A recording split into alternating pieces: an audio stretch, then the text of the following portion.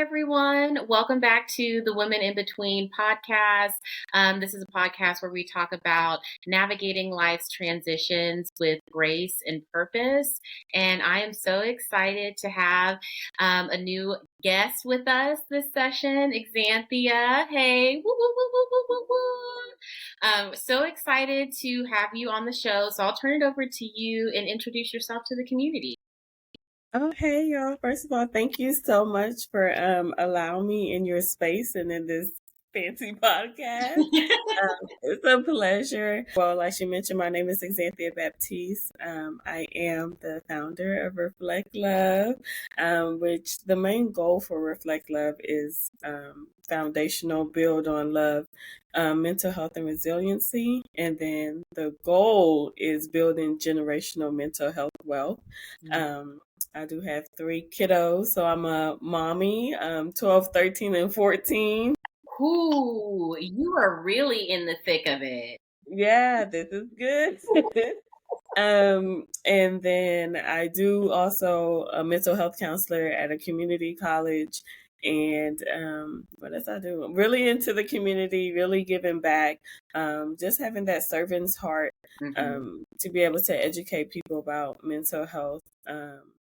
In my experience, hoping my story, my scars, my wounds will help somebody, stay here again. Yeah. And that's just my goal. That's the snippet, I think, of who I am. That's a good snippet. No, I'm still stuck on 12, 13, and 14. Those are some really tough ages. So you're already a superwoman in my book, managing that and everything else. Yeah, I actually love them at that age. I think I love kids, but I think a lot of people throw off teenagers, but they are trying to find themselves and understand who they are, because they're not like in elementary where you're a kid and you're not in high school where it's like, dang, I'm about to be an adult. You're really in the middle. Yes. So that's why I kind of like this age. I allow a space for them to come and talk to me. And they sometimes overshare, but sometimes I think I rather them have the conversation with me versus not telling me at all. Because I want to know. Yeah. I mean, well, and you talk about, breaking, generational, and there's also, generational curses, right? And I think for a lot of us, we did not feel safe enough going to our parents and having those conversations. So I think that's such a win when your kids can come in and they're like, can I tell you about this issue? Because I'm with you. I'd rather my daughter and son tell me about an issue and I can walk them through it with their best interests at heart instead of having, one of their little friends trying to explain. So I get it. I agree. Yeah. And they come and sometimes they say bro, sometimes they might slip up and cuss, but it's not like I'm like, what did you just say? I tell them be respectful. That's what we're loving respect in this house, because that's where I'm at with kids. Once they see that you respect them, it's kind of like okay, now they start warming up and they want to share a little bit more. But I just want to be able to guide them. And I don't want to be in that space that I hear a lot of parents say, oh, my teenager don't talk to me. My teenager always in their phone. Because I'm always going to be like, okay, we got to work on some parenting skills. But, as a mom, I feel like we are responsible for setting the atmosphere in our home. So it's more of me making sure I work on myself, and then they're going to start changing just by me. And I felt that, and I seen it, especially after my divorce. We just got to work on us so we could literally be the best for them. That's really all it is. And it's so hard, I feel like, to pivot your focus when you want to focus on everything else, because you feel like, well, if I can manage this other person, if I can manage this situation, it's going to create an environment where my children can thrive, when in reality, they're just going off of you. And my mom actually, she told me this maybe 2 weeks ago, because we were in the middle of moving. And she said, you can always tell that you're making the right decisions for your kids by how they're responding to life? Like, Mm. are they happy? Do they come across as like emotionally stabilized? And I think that's always a really good guiding light for me in the Yeah, decisions that I that's make. good. So I love to Okay, hear you say mommy. that. Yeah. Yeah, And come it's on, good that she said that's definitely true because it's almost like even when I'm counseling, I don't want the kids to have to live in a state of depression. Mm, So if I'm depressed, then the whole house depressed, right? And mm-hmm. then so if I have high anxiety, am I managing it correctly to make sure I'm not throwing it off on the kids? So that's why I always say we kind of set that atmosphere of our household. Not to say I have to be perfect because they know like I'm gonna take my mommy time Mondays. Like I Yeah, said, I went to go get mimosas, right? Because I'm going to, but to take that time so I can refuel and I can make sure my cup is overflowing. And exactly. they know, yeah, Exactly. Yeah. They're watching you. And yes, when you were talking about reflect love and, hoping that your scars, can be a pathway for others. I love that you had that. I did look up your site because I'm the professional stalker, the recruiter. And so when you said that, you said, I hope my scars and wounds are signs of hope for others who are on the edge and drawing in darkness. And I love that. And then my purpose is to reflect love on others so they don't remain in the battlefield of mind game. Mm, Wow. So girl. that's good. Yeah, that's it's good. I mean, because I don't know, we talked about this a little, navigating grief is a Mhm. very dark place. And when you don't have people around you that have walked that same path, it feels even darker. And, the layers of grief get even deeper because you feel like you're living an isolated experience.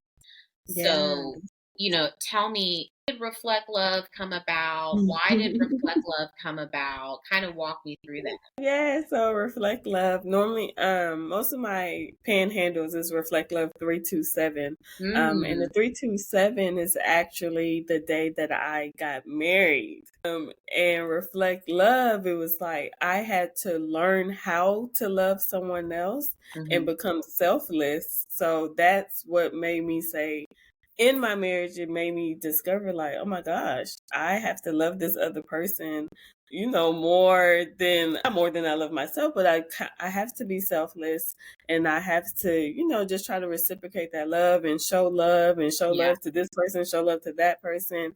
And then it was just like, dang, too, I also get this love from God. And then I see people are not being loved and then don't know how to love. yeah, So that's where my marriage is what really like threw this off because of understanding what love is.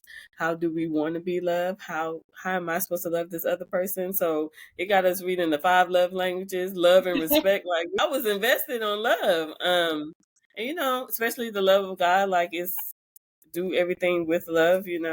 And so that's where that started. And then as we continued going into my profession, um, it was me realizing that I have to love myself.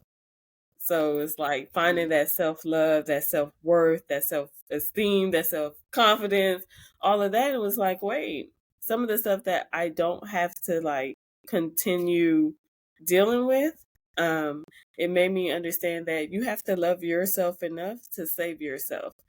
And yes, sometimes we want to be the superhero for everybody else except for ourselves. And I know that, yeah, I'm such an empath. Yeah, I always put myself on the back burner. Like I hear these same things over and over. And it's like, dang, I'm over here drowning in this doldrum and there's nobody here to help me as much as I poured out. yeah. So that's just how it all came about, really. Oh, wow. I mean, and I definitely get you have to be able to save yourself, love yourself enough to save yourself. And I don't know, I feel like that's such a tough lesson to learn because Yeah. I know for me, I was taught you give and you continue to give. And Hmm. that's the work that we're supposed to do. And I found myself in a lot of situations that really weren't beneficial for me. They could have been beneficial for another person. And by not standing up for myself and choosing a different path is almost a form of self-sabotage too. Yeah, You that's know, true. when it's one thing when you're not aware. Definitely that was the case. And then there were the points where I became aware, and I always say I'm a recovering people pleaser. Mm, Because I don't think it's something that can be perfected. My natural instinct, right, is to give. And I found myself having to ask always, is this something that you genuinely want to do? Is this going to take from you? Is this going to benefit you? Those sequences of questions before I give up large portions of myself to anyone, whether it be my kids, relationships, anything, because it can become draining. yeah, I do agree. And that's almost sound like you're really setting boundaries in all the realms, right? To Yeah. understand. And people just be like, oh, I'm setting boundaries, whatever. But then there's like boundaries, then there's safeguards. And that's Yes. what I feel like those asking those questions is your safeguards. And boundaries is saying, you know what? No, not at this time. No, we went over this before. I'm going to pass now. And I think is we do a lot of fawning. That's more like people pleasing. Yes. So we don't understand that it's okay to say no. Yes. And you're gonna take this no and we're gonna keep going. Yep. Um but we just feel like we're thinking about the other person more than ourselves. Yes. Yes. Um but I don't think I would have ever learned about self-awareness and mindfulness if I did not go into this path because I didn't know about mental health, suicide attempts within my family. Mm. And I still didn't know about mental health. I was just like, we always said, why he just tried to kill himself? But I didn't know the word suicide, and it happens to be Suicide Prevention Month. But Yes. we didn't talk about that. We didn't talk about why I'm having these crying spells or me being between my mom and my dad, first, third, and fifth weekend, rotating holidays. Like, nobody asked me how I felt about this, right? Yeah. So it's just like, now it's just more aware, it's more talked about. But I want it to be authentic and not just a fad Yes. because it is real. Yes. And there are definitely areas where it has become a fad. Are there any like specific topics that you feel like, just being in the industry that have become a fad or just overused or even like the wrong terms being used? I'm curious about that. I think everyone knows about anxiety and depression, and a lot of people self diagnose. Mm. I would say that's where we go to like Dr. Google the place. No, but we go to Dr. Google and we look up like all these things. And once you get in there, you're in the rabbit hole. Oh, And especially if you're on TikTok, then you just start watching all these stuff about somebody else and how they feel, and you're like, "Ooh, I feel like this too. Ooh, I should do." And then we put our own selves sometimes into those dark spaces. mm. Instead of us looking up, being proactive and looking up, hey, I am feeling like this. How do I get out of it? We want to have that like trauma bond kind of with other people and say, if they feel like this too, I want to feel like this. Oh, And that's oh. where that fad is like, all right, because that person did it, I want to go do it too. And kind of we see that sometimes with suicides as well Yeah. that's completed. Oh, this person jumped off the guy who jumped off The Statler? the San Francisco Oh, the yeah. red Uh-huh. yeah. So he shares his story too because he wants to save people, and I think he implemented something where they could build something to try to like prevent people from jumping because when he jumped he actually survived. Mm-hmm. So he goes back and share his story, but that's kind of like what people do when they see something like, oh, I want to go do that too. Yeah. Especially with the celebrities that's been doing it more publicly. That's where it kind of becomes that fad. Like, oh, if that person do it, then oh, okay, I could do it too. Exactly. But it's really for me. I feel like we just have to educate ourselves because when we know about it and then we know how to deal with it and implement the coping skills or the techniques, then we could kind of get out of that dark place and the stump. Yeah, because you really can get stuck there. I feel like I didn't start to proactively focus on my mental health until I went through my separation. And I think the way my therapist describes, she's like, there's some experiences that you have that jolts you into depression versus, right, having the chemical imbalance to be predisposed. And so that was definitely the first moment in my life where I experienced that, to the extent where, like, I didn't want to get out of bed. It was really hard for me to even engage in conversation. And for, shout out to Mama Cheryl again, for you have to have people in your corner speaking positive, sometimes prophetic words, getting you out of those situations. Especially when you do have Google at your disposal. And then it went from, depression and then the healing process when I first started in therapy. And that's when I started to really dive deeper into what is self-care, but not only self-care, but what is self-love and what is self-worth. Like getting down to the root of it, because I always associated self-care was like, oh, treat yourself, take that bath, that dress. That's what I mean, that's in there too. It's in there. But what my therapist had to let me know, right, because I'm people pleaser, struggling with boundaries, she's like, no, your issue is all the way at the root of self-worth. And I didn't recognize there were all these layers to it. So it was first building up my self-worth, then building up the self-love that I had to be able to take on those self-care practices. And they were also weaved within. But that's always something I feel like self-care is talked about.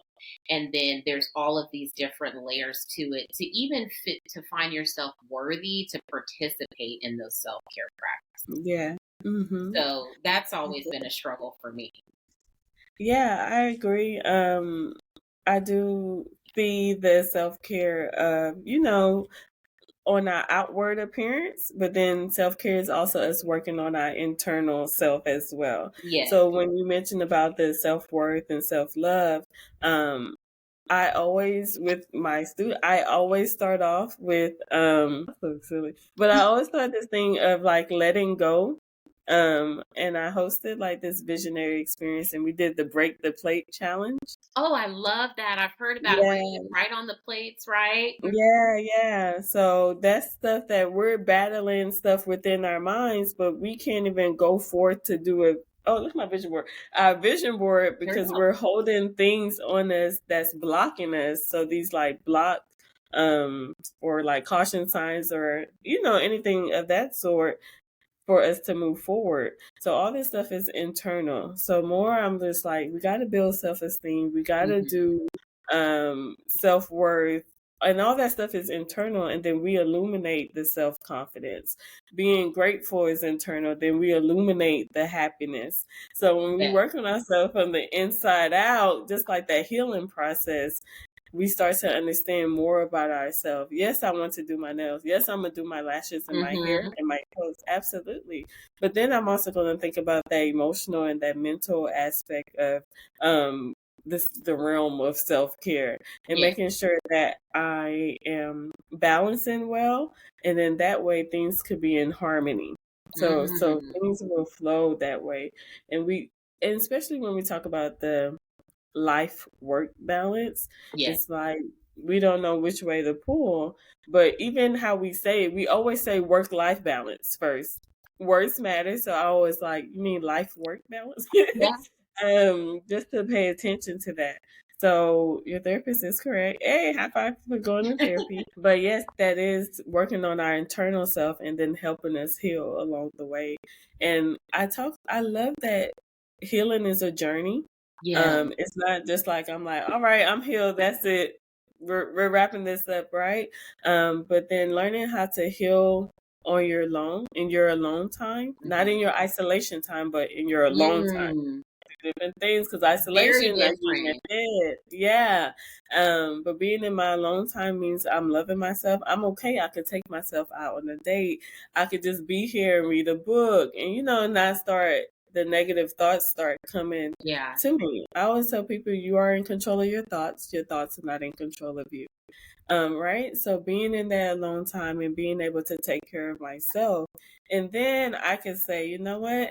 I'm ready to be with somebody else because being with somebody else, then I can see that person and they can expedite my healing because now we're in a mirror relationship and I'm able Mm, to see more of my imperfections from that person and they could highlight, oh, I see this bothered you. Let's work on this together. So yeah. now I'm not doing it by myself. So the healing is like through the roof because now I have somebody else, Yeah. that's on this journey with me. Yeah. I love that you talk about the healing journey and also bringing someone on that journey with you because, I used to get mad, especially when I was going through my dating journey, and people would tell me, like, well, Jelesa, you're still healing. I was like, okay, yeah. But that doesn't Yeah. mean I'm like you can have two of those. They're not, what is it, mutually exclusive, right? You can Yeah. be on that healing journey and still be suitable for someone else. Because that phrase just made me feel like, so because I'm divorced, because I'm healing from something, I'm not eligible for this experience. When, like Yeah. you said, you can heal alongside someone. And I think, dating in itself or just experiencing different relationships has been healing just from practicing boundaries, right? Learning who I am through those relationships, like you said. But I have had so many narratives where it's either or. You can either heal or you can be with someone. And those are, And that's what my goal is to flip the script with that and change the narrative because it's just like exactly what you're saying. Like, can I not be dating because I'm still healing? No, we could do both. yeah, And be okay with it because that other person is also healing too. So we're all healing together. exactly. But it's just where you're at in your stage of healing, right? Yeah, Because now, if I'm going to be with somebody who's aware that they are on a healing journey, so when something does happen with us and we have a disagreement, because we're healing, we know we could have conflict resolution yes, and continue to heal together, right? When exactly. something triggers me and that person communicates, hey, I noticed A, B, C, or D, you responded like this. That's not like you. That person is mature enough to see that because they are also healing. Yes. We're just like, And we're just going to you heal hit a good together. point. Aware, being Yes, aware. awareness. Are they Mhm. aware of themselves? Is the biggest piece. And you said you started Reflect Love, out of your marriage and learning how to Yeah. love within a marriage, right? Which is one of the best but also most challenging experiences to love Yeah. someone. You have to give up, or not necessarily give up parts of yourself, but there is a larger form of consideration that has to be given out of that love. But Hmm. you also mentioned, right, you're now divorced. How would you say your view and how you approach love has changed? That's a good question. And I still love. People be like, after bad relationships, they be like, man, I ain't talking to no more guys. Like, forget this or Yeah. whatever. No, I still love. I believe as much love as I give out, it is going to return to me more than double. I'm not giving up on God. It's crazy. I just talked about this yesterday with a friend, and I said, um, I pray to God to prepare me for my husband, not to just send me a husband because he's gonna send anybody, right? But to be specific, I want him to prepare me to, take care of my husband, learn from my last marriage, like things, what to do, what not to do, what to say, what not to say, understanding a man. Oh, I'm but you sorry, know what? that because You do have to understand how a man's mind works. yes, Mhm. and they're more like, we're just trying to get this off, and I'm like, I want to process Yeah. this, you know. Yeah. Understand giving their space, but also creating a space for them to be vulnerable. Even I'm still on setting the atmosphere of the whole house, even as a wife. When my husband comes in, I want to make sure this is a safe space for him. So I am still excited about love, and I really just want to be in a healthy relationship, Yeah. where we're both aware and we could continue to grow and heal. And I'm that wife that is like pushing her husband to do better and see better, and even be his peace. Hmm. Just we're at Proverbs 31 at this moment. I We just might, pray yeah. God I was bless about me to like say, let me that. pull up my Bible app real. We're there. Yeah. Yeah. So love is still near and dear to me. But I just wanted to make sure, even though I did have a divorce, I did have to put my kids into consideration, to make sure that they know what love looks like, Hmm. healthy love. So people just be like, "Oh, you didn't think about your kids," but I did, because I want them, to grow. I can't be like, "Yeah, reflect love," and then they're in the house and have to grow up and repair from their childhood. Yeah. And be Uh, confused. Yeah. yeah. So even if it's somebody else that comes along and loves me correctly, then they will see, hey, the way how mommy loves this other person, for my sons, I want my wife to love me as such. And the way how he loves mommy for my daughter, I want my husband to love me like that. So that's what I'm just trying to foster, Yeah. household of love. Okay, and I'm not giving up on love because my man is going to find me. And if you're watching, and the God sent you, come on. Yeah, please, if he is watching, you never know. And I love to hear that, because I think, you and I probably both seen both being divorced, that it can go either way. You have some Yeah. people where it hits you so hard that you don't want that experience anymore. And I mirror very much to you, where I know that God has it set on my heart to be a wife. Unfortunately, that was not fulfilled in the last experience. However, I think, to what you were saying, right, the connotation of, oh, well, you didn't think about your kids, right? I've never seen that to be true. And I think, right, you have to break the notion that simply being married is enough. Right. Mm, Being in a fulfilled marriage where your kids can see that type of love, a healthy type of love. And for a lot of kids, they're able to see that in a single parent home more than they would in a dual parent. yeah. And you have to break that mentality that love can only be seen and felt with, a husband and the wife in the home.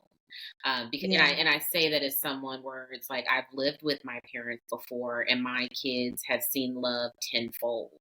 And how a Mm, man should love, his wife and his kids. And I didn't have a husband here with me, but they still got that experience.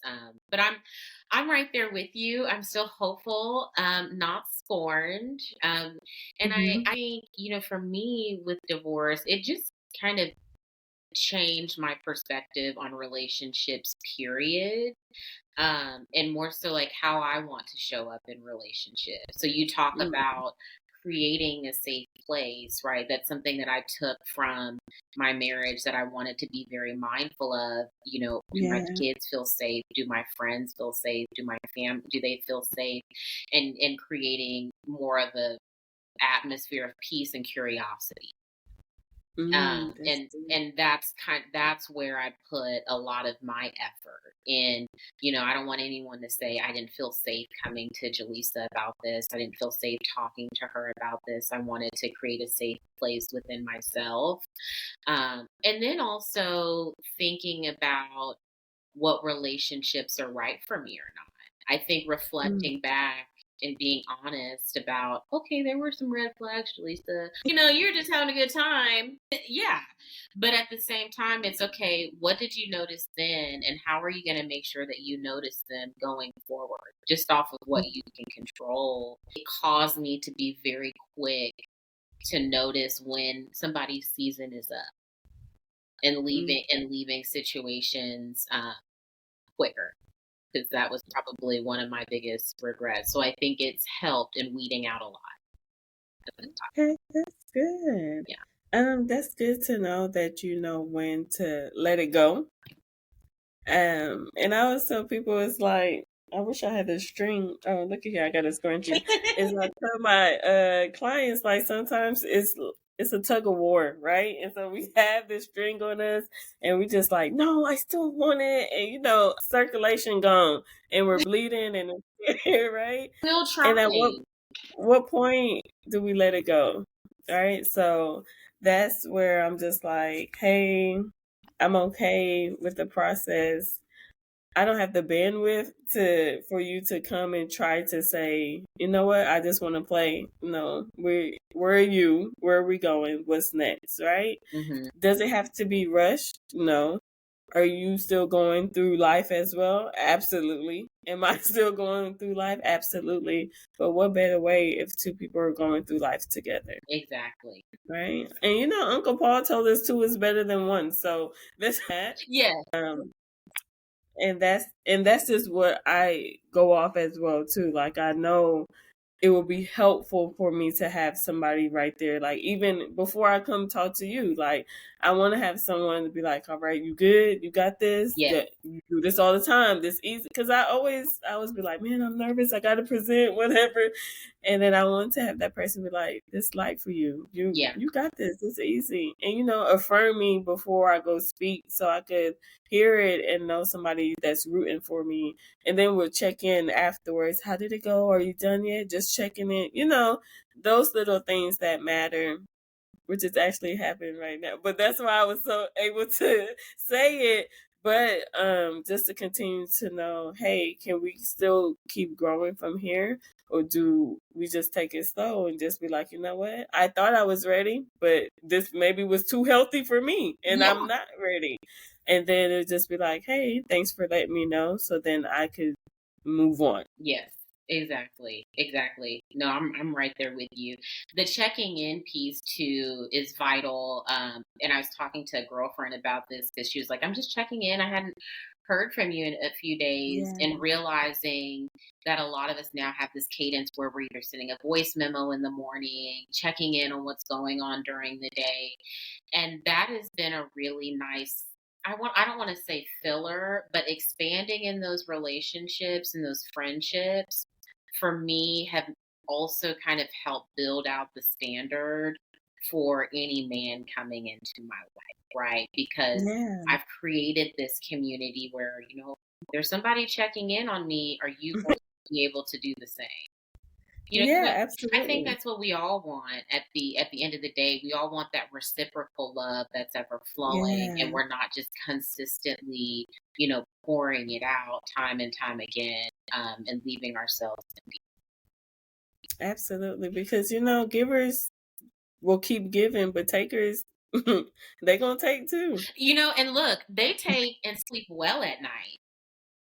And sleep very well. And that's what I use a lot of the time when I have to kind of take a step back. It's like, Jelesa, somebody that's out for themselves, they can say no and go about their business. They can say no. Say no. I always say it's like the art of saying no, because it's just like, do I say no directly, or can I say, you know what, not at this time? Yeah. So that's what we talk about when I'm like setting boundaries. It's hard for people to say no, but we could word it differently. Well, I'm not saying the word exactly, but I'm still, saying it without saying it. Exactly. My go-to now is, I don't know if I'm going to have the bandwidth to complete that. You know what? That's funny, because that is my thing, right? People will be like, before they call, so the thing be like, do you have the bandwidth for me? And I love that they respect me enough to ask me before they dump, because they know my profession and they don't kind of like use it against me. So it's just more like, do you have the bandwidth for me? And I was like, yeah, I have the bandwidth, right? And when I don't, they know. I just be like, man, I don't even have the bandwidth. And it's the kindest way to do it. And I realize for me, it's a level of emotional intelligence too, because I used to be God. so crazy, like, no, I don't have time for that. I'm not, and it's like you don't have to. There's a different way to say this, right? When you talk Mm-hmm. about creating a safe place, and so I know, right? You have a lot that you're doing right now. Like you said, you have the community, you have your clients that you're coaching, you have 3 kids. So, I know for me, when I was looking down the road of divorce, that was one of the things I was terrified about. Like, how do I make sure I can pursue my goals and balance all of this out and still be successful and not fall under that stigma? So what do you have, what Mm. advice do you have for women that are maybe going down that path, thinking down that path, already in it? Like, I mean, Well, the first one I would say, trust God to think. And even if, not saying to be religious, but yeah, to be spiritually tied in, like connected, like God is my boy, like that's how I talk to him. So just to have that relationship to know that I honestly don't know how I got here because even with us being in college and I had all 3 of them while we were in college. So it was just like God literally just carried me through seriously. and he's gonna keep carrying me through. So that's all I have, right? To trust him and to pray. And they normally say praying is to push, right? Hmm. And push stands for pray until shift happens. Yeah. Right. So sometimes I'm not just gonna be like, all right, God, I need this. Okay, bye, take care. But even when I'm getting good things, when I'm graduating with my master's now and I'm licensed for the board, hey, thank you, God. Like I don't forget about him. Yes. And the second one, Oh goodness. you have to remember to take care of you. We say that cliche saying, oh, you can't pour from an empty cup. Yeah. But I always tell people, nobody's going to have access to what's inside of my cup. The only thing people should have access to is your overflow, right? So you Ooh, I have love that. to be able to take care of you, pour into yourself, and do it without guilt. Do it without shame. Do it without what the naysayer is going to say. Okay, let them talk. Okay, because guess what? If you're not contributing to me, if you're not watering me or helping pick out the weeds, or just being a part of my tribe and my support system, I hear what you're saying, but I can't hear you. Where are you?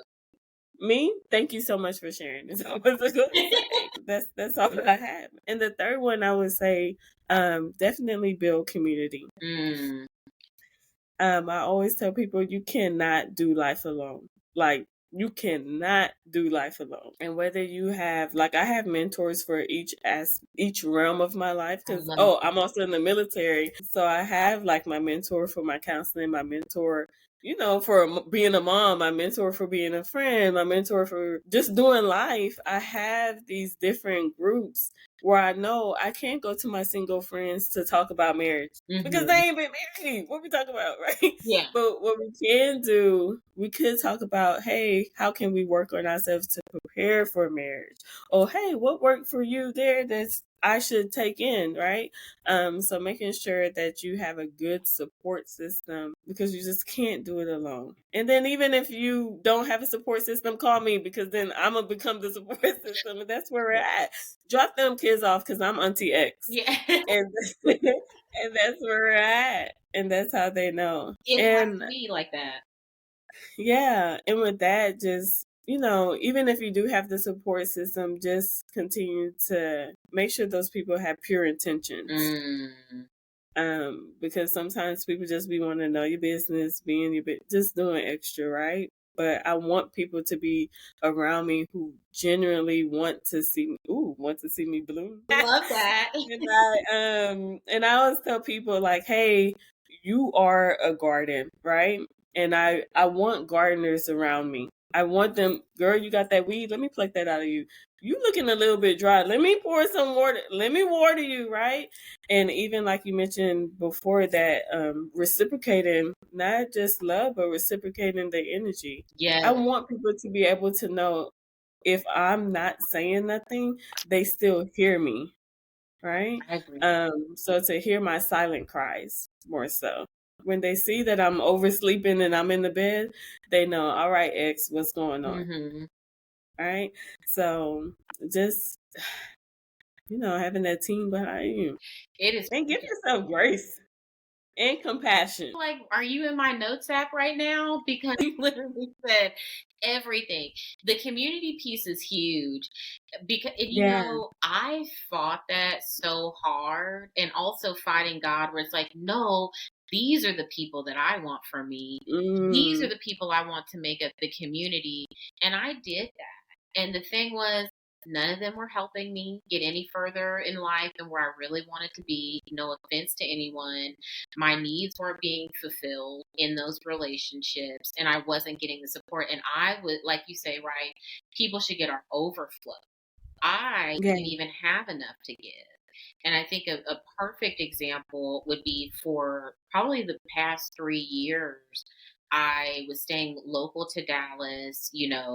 I was commuting all the time, dropping off, picking up, and just wearing myself out with my kids. Yeah. And I guess God decided, we're about to shake some things up. And that's exactly what he did. Like, I had plans for moving outside of the city, but I did not plan them the way he had them planned. And Mm-hmm. I was able to get closer to my parents, where my kids now go to the same school as my mom. So I'm no Yeah. longer fighting to drop off and pick up. I'm not fighting Mm-hmm. with the daycares anymore. And for a lot of my close friends, they know I was really struggling to get support with my son, who was ADHD diagnosed this past year. Well, after changing him to the school, we ended up finding a tutor that is very close to my mother, who started tutoring and even volunteered her time to say, I'll show up to the 504 meetings with you. Yeah. And I remember crying in my closet and thanking God, because I've been begging for community, even like friendships. My daughter's birthday, I had a friend just reach out to me. She's like, I know that you need help with all of this because you're also in the moving. What can I do for you? And it was Yes. all happening, at once. And I just thank God, because a year ago, I was praying for community. I was praying for support, but I was so busy trying to get that out of the wrong people who didn't have the capacity, putting myself in situations that were not going to support my lifestyle. And once I stopped fighting what God had intended for me, that's when I Mm-hmm. started to be able to live in the excess. I can almost cry just thinking about it. And finding peace. You know what I mean? Instead of fighting. And I think also having representation of women who are doing it and who can Mm-hmm. be vulnerable enough to lean on their community. Yeah. You know what I mean? So women like That's you, essential. yeah, Mm-hmm. we have To be able, and it's really important to say, what I had to learn is it's okay to ask for help. Cause me, I'd be like, no, I got to. it. No, it's okay. I got it. No. And I think I do have it. Now, I ain't gonna lie, I think I do have it. But it's just like, no, X, if these people are willing to help, accept it. And I think that comes too from, we really just don't know how to accept what's healthy. Mm-hmm. And then I noticed that going over into other like romantic relationships, Yeah. when people wanted to open the door, like, no, it's okay, I got. And it's just like, dang, X, get out of survivor mode. Yes. That's it. Let that man take care of you. Yes. So it is good that we have that community in whatever relationship capacity, but to know that, hey, there's people that want to genuinely help you, even if it's not the people that we expected. Exactly. Because as I've known, you're from my business alone, it's no way I think that my family and friends are going to. I've seen strangers meet me one time and be like, yeah, I'm coming to your event. When is it? We don't even stay in the same state, Mm-hmm. but they're looking up the flights to ready to come to support me. So it's just like, continue to do what you need to do and what you have to do, and God will give you the desires of your heart. Yeah. Because He hears our cries and He hears our prayers, but He's just sitting there like, I'm just gonna wait till you trust me. I'm just waiting on you. That's exactly what it is. And you have to let it go, because, you're right. You have to be vulnerable enough to ask for help, to ask for that Yeah. support. And I was telling my therapist, is like, I'm starting to actually see my relationships thrive now, because I'm Yeah. not just trying to be the strong friend that has it all, Mhm. because nobody does.